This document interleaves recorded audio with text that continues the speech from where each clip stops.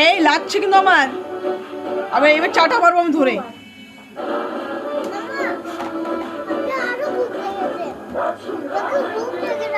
দাঁড়া তুমি দাঁড়া